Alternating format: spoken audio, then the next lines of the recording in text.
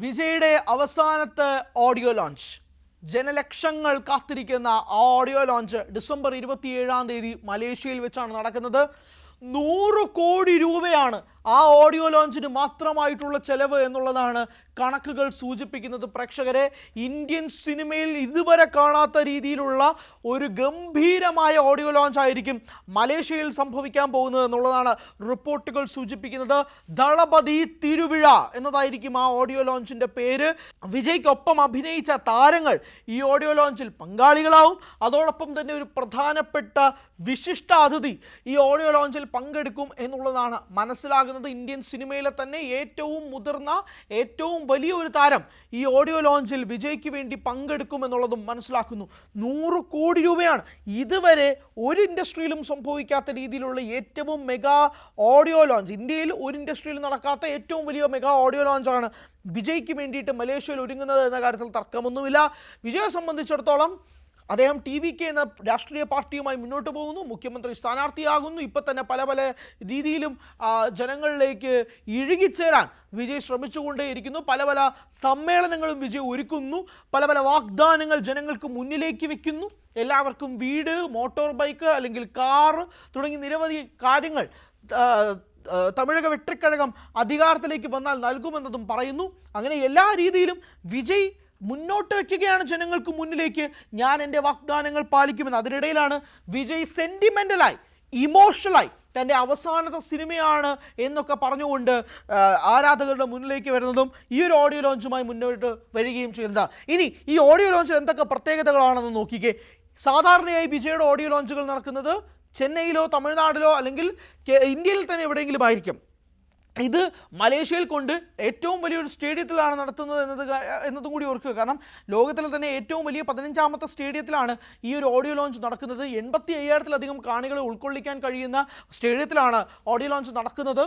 എല്ലാ പാസുകൾ വിൽക്കാനുള്ള ശ്രമത്തിലാണ്. ഏകദേശം ഈ മാസം അവസാനത്തോടു കൂടി ഓഡിയോ ലോഞ്ചിൻ്റെ പാസുകൾ വിൽക്കാൻ ആരംഭിക്കും. ഒരുപാട് ആളുകൾ ഈ ഓഡിയോ ലോഞ്ച് കാണാൻ വേണ്ടിയും വിജയുടെ അവസാനത്തെ സിനിമയുടെ ഓഡിയോ ലോഞ്ച് കാണാൻ വേണ്ടിയിട്ടുള്ള കാത്തിരിപ്പിലും കൂടിയാണ് നിൽക്കുന്നത് എന്നതും കൂടി പ്രത്യേകതയാണ്.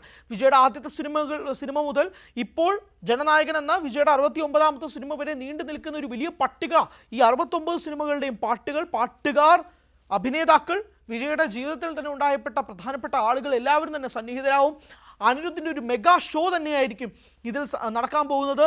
അതുകൊണ്ടാണ് പറഞ്ഞത് 100 കോടി രൂപയുടെ ഒരു മെഗാ ഇവൻറ്റ് തന്നെയാണ് ഇവിടെ നടക്കാൻ പോകുന്നത് എന്നുള്ളതാണ്. മാത്രമല്ല എല്ലാവരും ആഗ്രഹിക്കുന്നതും വിജയ് എന്താണ് സംസാരിക്കാൻ പോകുന്നത് എന്നത് സംബന്ധിച്ച് തന്നെയാണ്. നമുക്കറിയാം, ഓഡിയോ ലോഞ്ചുകൾ വിജയ് നടത്താറുള്ളത് എങ്ങനെയാണ്? വിജയ് സാധാരണയായി ഓഡിയോ ലോഞ്ചുകൾ നടത്തുന്നത് തൻ്റെ രാഷ്ട്രീയം സംസാരിക്കാൻ, തൻ്റെ ആരാധകരോടുള്ള സംവാദം നടത്താൻ, തൻ്റെ സിനിമകളെക്കുറിച്ച് സംസാരിക്കാൻ, ഇതൊക്കെയാണ്. പക്ഷേ കഴിഞ്ഞ സിനിമകളിൽ നിന്ന് അപേക്ഷിച്ച് ഇത്തവണ ഓഡിയോ ലോഞ്ചിലേക്ക് വരുമ്പോഴേക്കും വിജയ് അതിനു മുമ്പ് തന്നെ ജനങ്ങളെ കണ്ട് കഴിഞ്ഞിരിക്കുന്നു. എത്രയോ TVKയുടെ ഭാഗമായിട്ട് സമ്മേളനങ്ങൾ നടത്തുകയും തൻ്റെ രാഷ്ട്രീയമായ അജണ്ട ജനങ്ങളോട് പങ്കുവയ്ക്കുകയും, ഒരുപക്ഷെ 2 സിനിമകൾക്കിടയിൽ ഇത്രയധികം തവണ ജനങ്ങൾക്കിടയിൽ വിജയ് വന്ന് സംസാരിച്ചിട്ടില്ല. തൻ്റെ രാഷ്ട്രീയ പാർട്ടി പ്രഖ്യാപിച്ചതിന് ശേഷം ഇത്രയധികം തവണ വിജയ് ജനങ്ങളോട് വന്ന് സംസാരിച്ചിട്ടുമില്ല. ആ ഒരു സാഹചര്യത്തിൽ ഓഡിയോ ലോഞ്ചിൽ എന്താണ് പ്രത്യേകത എന്നുള്ളതാണ്. കാരണം മുൻ വർഷങ്ങളിലൊക്കെ തന്നെ വിജയ് സംസാരിക്കാൻ വേണ്ടി വരുമ്പോൾ ആളുകൾക്കുള്ളിൽ ഒരു കൗതുകമുണ്ടായിരുന്നു. കാരണം അതിനു മുന്നേ വിജയ് എന്തെങ്കിലും സംസാരിച്ച് കേട്ടത് അതിന് മുന്നത്തെ സിനിമയുടെ ഓഡിയോ ലോഞ്ചിലായിരിക്കും. അതുകൊണ്ട് തന്നെ ചിലപ്പോൾ ഒരു വർഷത്തിന് ശേഷമായിരിക്കും വിജയ് എന്താണ് സംസാരിക്കാൻ പോകുന്നതെന്ന് അറിയാനുള്ള ജനങ്ങളുടെ കാത്തിരിപ്പ് നടക്കുക. പക്ഷേ ഇത്തവണ കാര്യങ്ങൾ വ്യത്യസ്തമാണ്. വിജയ് ഇപ്പോഴും സംസാരിച്ചിട്ട് നിൽക്കുകയാണ്. ഓരോ സമ്മേളനങ്ങൾ ഇപ്പോഴും വിജയ് തുടർന്നുകൊണ്ടിരിക്കുകയാണ്. വിജയ് എന്ന രാഷ്ട്രീയക്കാരനെ കൂടുതൽ മിനുക്കിയെടുത്തുകൊണ്ടിരിക്കുകയാണ് വിജയ് തന്നെ. തമിഴക വെട്രിക്കഴകം എന്ന രാഷ്ട്രീയ പാർട്ടി കൂടുതൽ ജനങ്ങളിലേക്ക് എത്തിക്കാനുള്ള കഠിനമായ ശ്രമത്തിലാണ് വിജയ്. 2026 തമിഴ്നാട് ഇലക്ഷൻസ് വല്ലാണ്ട് ഉറ്റുനോക്കുകയാണ് വിജയ്. മുഖ്യമന്ത്രിയാകുമെന്ന് ദൃഢ നിശ്ചയത്തോടുകൂടിയും ആത്മവിശ്വാസത്തോടുകൂടി നിൽക്കുകയാണ് വിജയ്.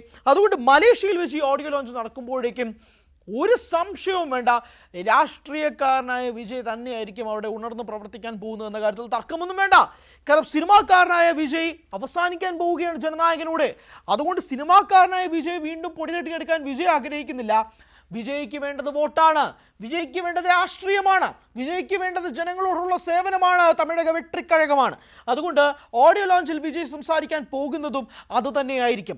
രാഷ്ട്രീയക്കാരനായ വിജയ് തമിഴ്നാട്ടിൽ വെച്ചുള്ള സമ്മേളനങ്ങളല്ലാതെ മറ്റൊരു രാജ്യത്ത് പോയി ഒരു സമ്മേളനം നടത്താൻ പോവുക തന്നെയാണ്. അതുതന്നെയാണ് Jananayakan audio launch. H Vinod സംവിധാനം ചെയ്ത ചിത്രത്തിൽ മലയാളിയായ മമതാ ബൈജു ഉൾപ്പെടെയുള്ളവർ ഈ സിനിമയിൽ അണിനിരക്കുമ്പോൾ പൂജ ഹെഗ്ഡെയാണ് നായികയായി എത്തുന്നത്. ഭഗവന്ത് കേസരിയുടെ റീമേക്ക് ഒക്കെയാണെന്ന് സംസാരിക്കപ്പെടുമ്പോൾ പോലും വിജയ്ക്ക് കൃത്യമായിട്ടറിയാം ഇതൊരു സിനിമ ഓഡിയോ ലോഞ്ചിനേക്കാൾ ഉപരി വിജയ് ഉന്നം വെക്കുന്നത് തുറന്ന് സംസാരിക്കാൻ പെടാൻ പറ്റുന്ന ഒരു വേദിയായിട്ടാണ്.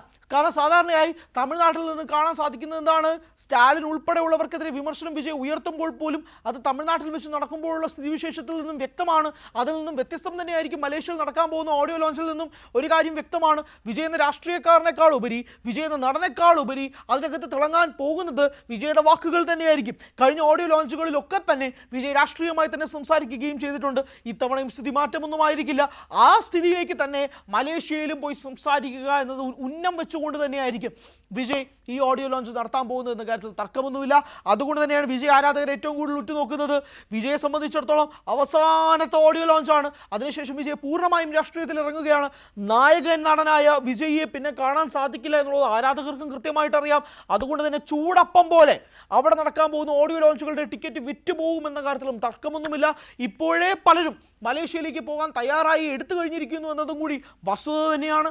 അതുകൊണ്ട് ഓഡിയോ ലോഞ്ചിൽ എന്താണ് വിജയ് സംസാരിക്കാൻ പോകുന്നത് എന്നത് അക്ഷമരായി ഉറ്റുനോക്കാൻ പോവുകയാണ്. അത് സിനിമാ മേഖലയിലേക്ക് മാത്രമല്ല കേട്ടോ, 2026 തമിഴ്നാട് ഇലക്ഷന് പോലും ഏറ്റവും നിർണായകമായ പല കാര്യങ്ങളും വിജയ് അതിൽ സംസാരിച്ചാലും അതിനകത്ത് അത്ഭുതപ്പെടാനൊന്നുമില്ല എന്നത് വേണം മനസ്സിലാക്കാൻ.